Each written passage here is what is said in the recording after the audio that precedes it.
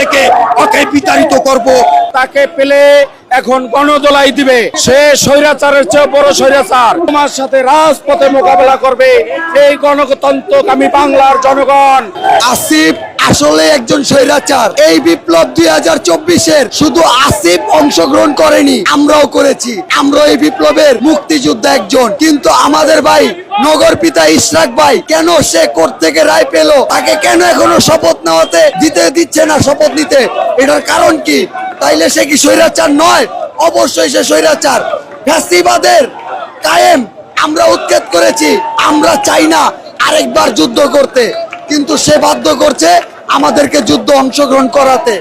আসিফ আমার ভাই, কেন সে আমাদের কথা শোনে না? সে তো হাসিনার মতোই চলতেছে। আজকে বাংলার জনগণ জুতা নিয়া জুতা পিটা করতে চাচ্ছে। তাকে পেলে এখন গণদোলাই দিবে। তারপর আমরা তাকে পাচ্ছি না। সে স্বৈরাচারের চেয়ে বড় স্বৈরাচার। তোমার সাথে রাজপথে মোকাবেলা করবে এই গণতন্ত্রকামী বাংলার জনগণ। তোমাকে একটুকু ছাড় দিবে না। তুমি আজকে ক্ষমতায় বসে তুমি আজকে বাংলার মানুষকে চিনছো না, গণতন্ত্রকামী মানুষকে চিনছো না, নির্বাচিত ভোটের প্রতিনিধিকে চিনছো না। তুমি কি মনে করেছো তোমার কি ভিত্তি আছে? তুমি 36 দিন আন্দোলন করেছো।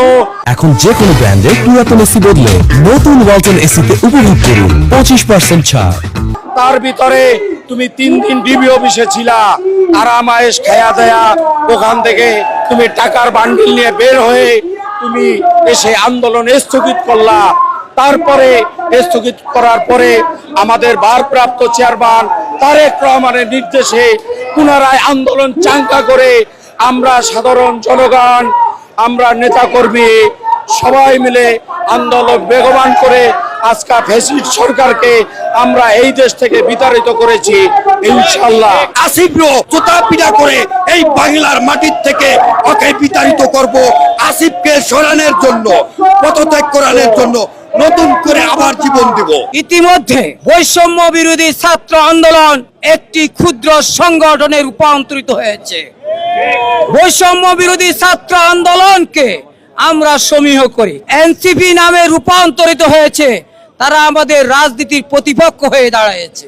তারা প্রত্যেকটা কর্মসূচি আমাদের প্রতিপক্ষ হিসাবে পরিগণিত হচ্ছে।